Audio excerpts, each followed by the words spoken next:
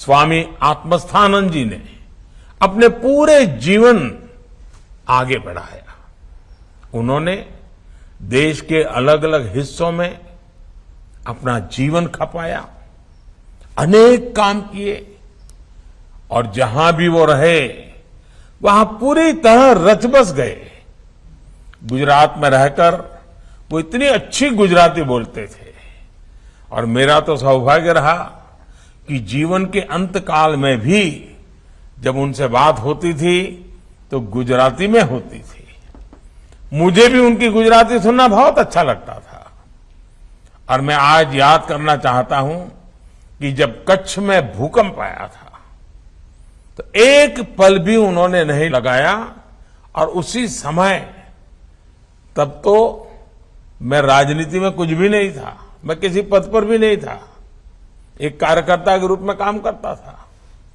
उस समय भी उन्होंने मेरे साथ सारी परिस्थिति की चिंता की, बातचीत की और रामकृष्ण मिशन कच्छ में क्या काम कर सकता है, और देखते ही देखते पूरे विस्तार से और पूरे समय उनके मार्गदर्शन में उस समय कच्छ में भूकंप पीड़ितों को राहत देने के लिए बहुत सारे काम चालू हो गए।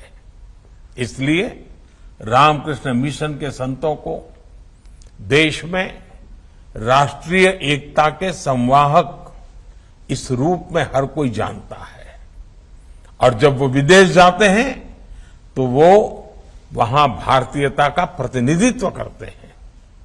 साथियों, रामकृष्ण मिशन की ये जागृत परंपरा रामकृष्ण परमहंस जैसी दैवीय विभूति की साधना से प्रकट हुई है।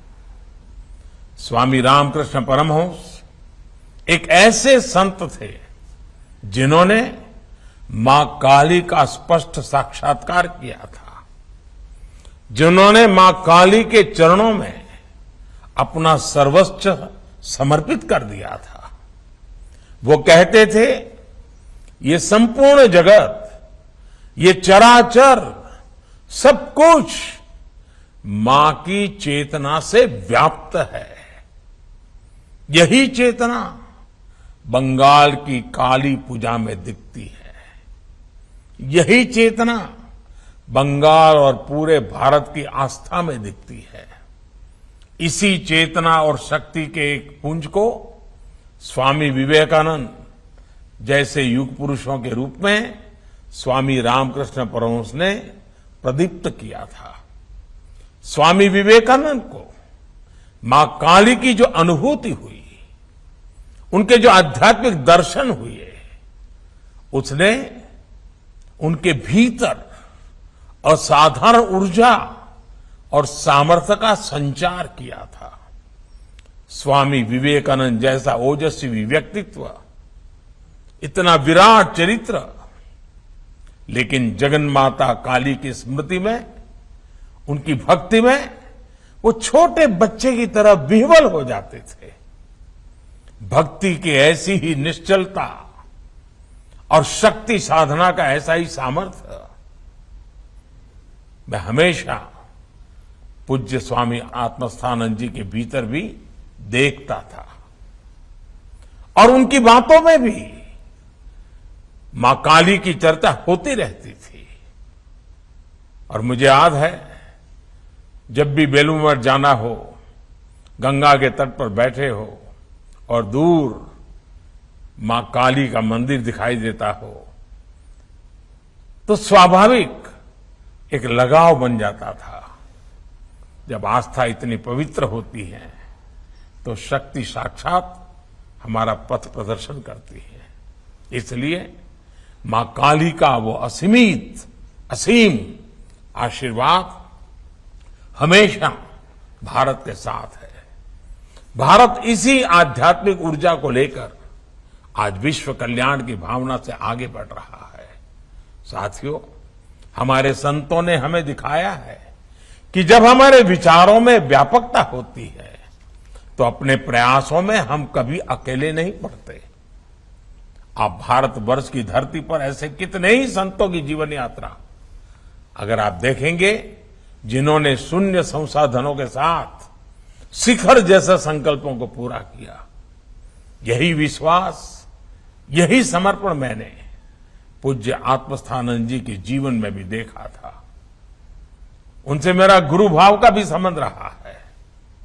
मैंने उन जैसे संतों में निष्काम होकर 100% समर्पण के साथ खुद को खपाने की सीख ली है।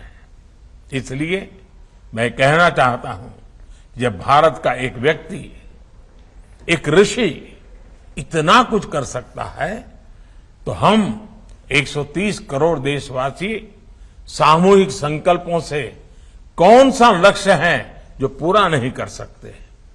संकल्प की शक्ति को हम स्वच्छ भारत मिशन में भी देखते हैं। लोगों को विश्वास नहीं होता था कि भारत में इस तरह का मिशन सफल हो सकता है, लेकिन देशवासियों ने संकल्प किया और परिणाम दुनिया देख रही है। डिजिटल इंडिया का उदाहरण भी हमारे सामने है। डिजिटल पेमेंट्स की शुरुआत के समय कहा जाता था कि ये टेक्नोलॉजी भारत जैसे देश के लिए नहीं है, लेकिन आज वही भारत डिजिटल पेमेंट्स के क्षेत्र में वर्ल्ड लीडर बनकर उभरा है। इसी तरह कोरोना महामारी के खिलाफ वैक्सीनेशन का सबसे ताजा उदाहरण हमारे सामने है। 2 साल पहले कई लोग कैलकुलेशन करते थे कि भारत में सबको वैक्सीन मिलने में कितना समय लगेगा। कोई कहता था 5 साल, कोई कहता था 10 साल, कोई कहता था 15 साल। आज हम 1.5 साल के भीतर 200 करोड़ वैक्सीन डोज के करीब पहुंच चुके हैं। ये उदाहरण इस बात के प्रतीक है कि जब संकल्प शुद्ध हो तो प्रयासों को पूर्ण होने में कोई देर नहीं लगती, रुकावटों से भी रास्ते निकलते हैं। मुझे विश्वास है कि हमारे संतों के आशीर्वाद और उनकी प्रेरणा देश को इसी तरह मिलती रहेगी। आने वाले समय में हम वैसा ही भव्य भारत बनाएंगे जिसका आत्मविश्वास हमें स्वामी विवेकानंद जी ने दिया था और जिसके लिए स्वामी आत्मस्थानंद जी जैसे संतों ने प्रयास किया था। और मैं आज आप सभी पूज्य संत जनों के सामने आया हूं जैसे मैं अपने परिवार में आया हूं। इसी भाव से बात कर रहा हूं। आपने मुझे हमेशा अपने परिवार का सदस्य माना है। आजादी का अमृत महोत्सव चल रहा है। इस अमृत महोत्सव में हर जिले में 75 अमृत सरोवर बनाने का संकल्प है। आप जहां भी काम कर रहे हैं, आप भी लोगों को प्रेरित करिए, आप भी इससे जुड़िए और आजादी के अमृत महोत्सव के मानव सेवा के इस उत्तम काम में आपका मार्गदर्शन, आपका सहयोग, आपकी सक्रियता बहुत बड़ा परिवर्तन ला सकती है। आप हमेशा समाज के सुख दुख के साथ ही रहे हैं। शताब्दी वर्ष नई ऊर्जा, नई प्रेरणा का वर्ष बना रहे हैं। आजादी का अमृत महोत्सव देश में कर्तव्य भाव जगाने में सफल हो, इन सब में हम सबका सामूहिक योगदान एक बहुत बड़ा परिवर्तन ला सकता है। इसी भाव के साथ आप सभी संतों को एक बार फिर मेरा प्रणाम, बहुत बहुत धन्यवाद।